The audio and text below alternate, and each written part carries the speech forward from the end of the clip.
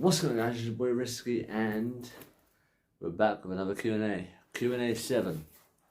So, we know how Q&A works by now. It's very standard.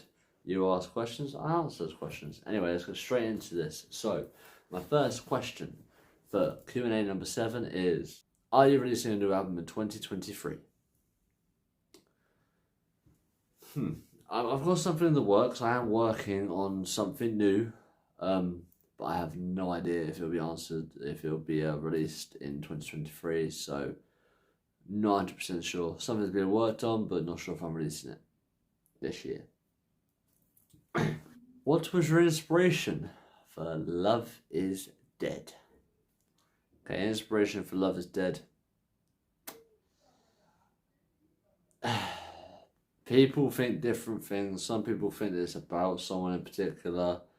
Some people think it's about them. It's not about anyone in particular. I mean, the song was influenced by some people, but the song overall isn't about anybody. It's about my personal experiences in relationships and with girls in general.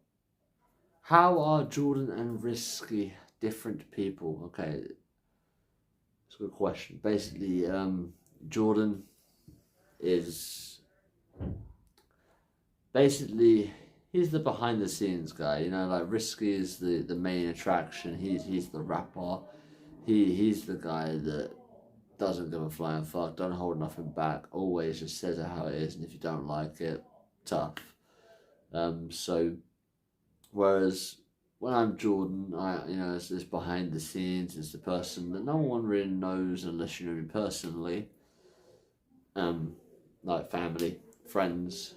But Risky is the alter ego that doesn't give a fuck, and well, the hundreds of people have come to know and love or hate, depending on how you feel about Risky in general. I never ever thought anyone would remember this. You used to be called J Spiky. Why did you change your name to Risky? Okay. J Spiky. Year 7 is when I first started rapping, and year 7 is when I actually quit because I couldn't deal with all the hate and everybody taking the piss, because ultimately I wasn't very good. I decided to be called J Spiky because it reminded me of my childhood, because obviously when I was younger I had a lot more hair than I do now, obviously, and always had my hair spiking up. And obviously my name is Jordan, so everyone used to call me J Spiky. Then when I quit music, I came back a few years later with a new name, new look. And yeah, I don't know why I chose Risky, really. I don't know, the name just clicked, and it's been that way ever since. What is your worst track, in your opinion? Okay, my worst track. Jesus. I've got 5 albums going through my head right now.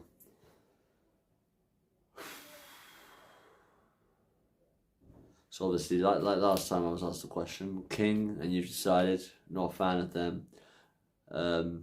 Love Song, that was for the Dean, don't like that one. That Is Letter to You, again, I'm not a big fan of that one. See, people are really supposed to be saying My Love, and I'm in Heaven, and The Seductress, because they're all about Chloe and the baby, but that's not true, because I still love those songs. I still listen to those songs on a daily basis, weekly basis, monthly basis, whatever. So yeah, You've Decided, Love Song, That Is Letter to You, King, newer ones. I Hope for Bro. I don't like the intro. The intro doesn't make sense with the song. Jesus Christ, there's so many that are going from my head. It's hard to distinguish, but yeah, there's 5. We'll go with those 5 for now. What is your worst album, in your opinion? Okay, Split Personality would be the worst for 2 reasons. One, I didn't really know that much about music compared to what I know now, so the sound isn't great. And 2, because of the simple fact that there's a lot of intros in that album, and the thing is as well, the intros aren't like 10, 15 seconds, like some of the intros like 2 minutes long before the track even starts, so it's it's like overkill. I'm not a big fan of Shattered Emotions either, because obviously I released Spacious and Shattered Emotions at the same time, but because I released 2 albums in 1 year, I feel like even though I shouldn't have done it, I rushed Shattered Emotions. I was writing and recording every day. I didn't have any time to do anything other than make fucking music. It actually got to the point where I got bored of making music. What was the most difficult track for you to write? Huh. Do you know, when I first started writing My Love, that was actually a really hard track to write, because obviously I had written the first verse, and then I spoke to Chloe, and I was like, I've said everything I want to say in the first verse. I don't really know what to say now. And she was like, well, you know, it's up to you. Say whatever you want to say. And then I was like, that's what I mean. I said everything I want to say. I got nothing else to say. She was like, well, why don't you talk about what you want from the future with me? I was like, oh yeah. So now I obviously wrote the second verse and talked about what I wanted with her in the future. So yeah, that was a difficult one to write. But my hardest track to write, it wasn't the hardest track to write, but my hardest track to record, I know that wasn't a question, but I'm going to say anyway, the hardest track for me to record was definitely 100% Love Is Dead. There's a lot of flows in there that I've never done before. In fact, there's a lot of flows in there that no rapper, no artist has ever done before. There is flows in there that myself and MB created for the track. So yeah, I'm actually the first rapper to do some flows that no rapper has ever done before. So that's good to know that I've created new flows. What is your creative process? Okay, so creative process. Okay, I'll either get sent a beat, or I will look for a beat on YouTube. If I find a beat I like, I will download that beat. After I've downloaded that beat, I will listen to it a few times, get a feel for it, and then write depending on what way the beat sends me. Like sometimes the beat can send me to a happy place, so I'll write a really happy, lovey-dovey fucking song. Sometimes it will upset me, so I'll write something negative or upsetting or depressive. Sometimes when you're sad, you end up getting angry, so it could be an angry track. It all just depends on the track, and obviously I'll write it. I'll play the beat, and I'll rehearse it until I basically near enough know the words off by heart without even having to read them off my phone. And then obviously I will run through it a few times with the mic, and obviously hold my phone and run through it a few times like that.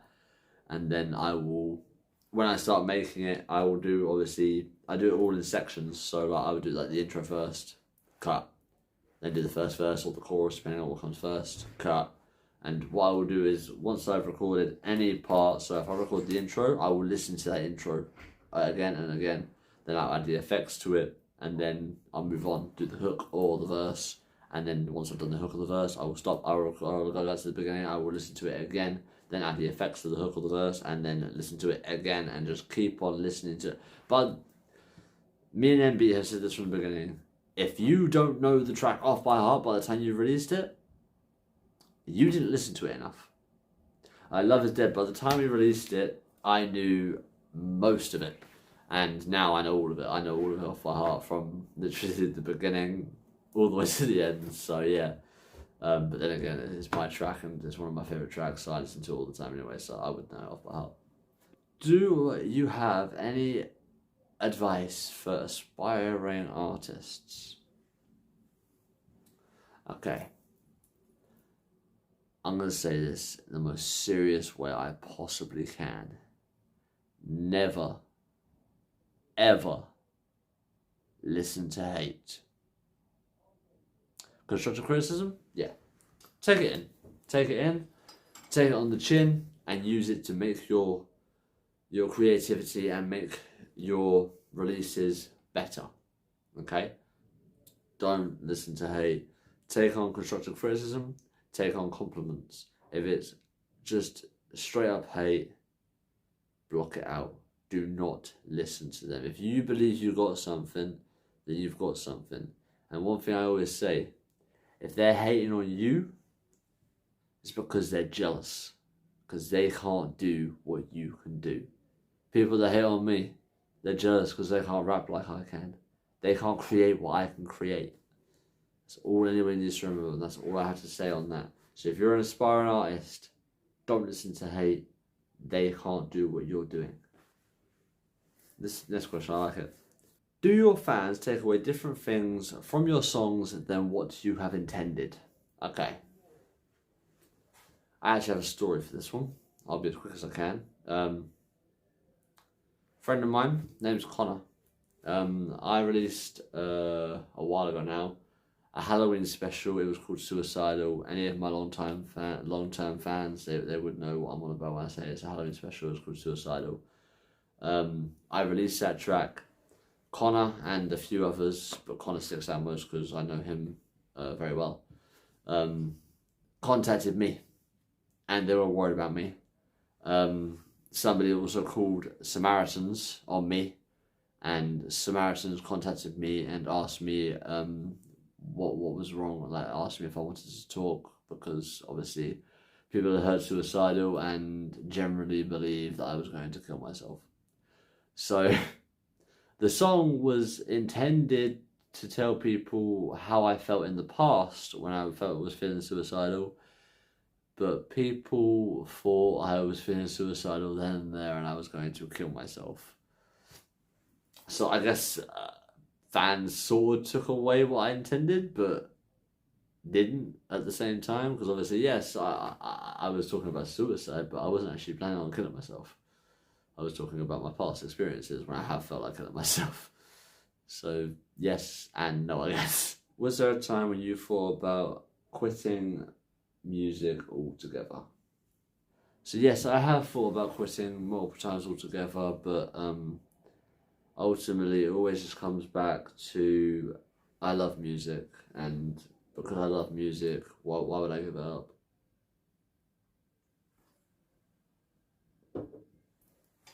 Sorry.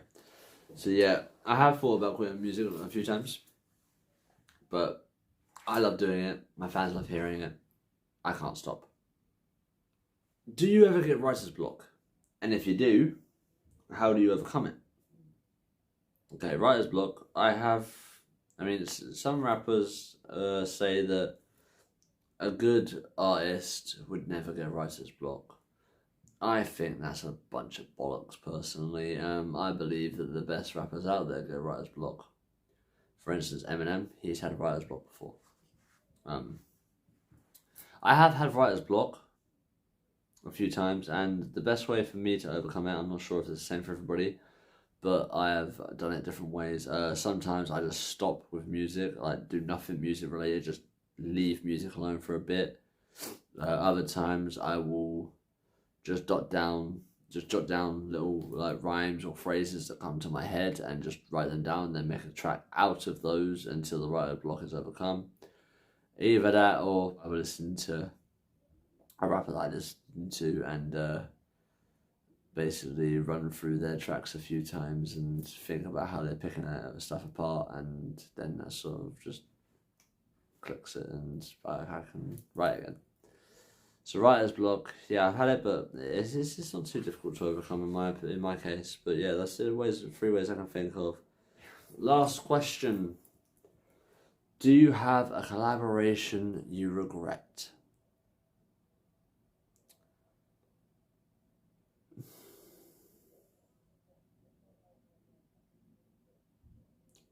No, I don't have a collaboration I regret. I have songs in those collaborations I have made that I regret.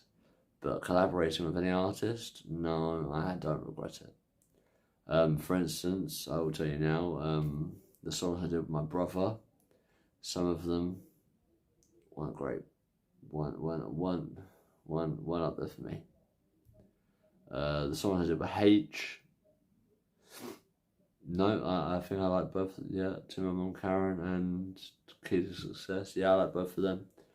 Biro, House Party, great track. Maladai, another good track. Round 9, wasn't a fan. Not of Biro's lyrics, I just feel like the track could have been better. After Round 8 was released, people expected a lot more from me for Round 9. And End Beat, we've done Short Jokes together, and I don't regret that either. Anyway, guys, that is it for the Q&A. So, I appreciate all the questions I was asked. To all my fans, thank you so much for your love and support. Here's 2023, guys. I'm going to enjoy it. I hope you guys do too.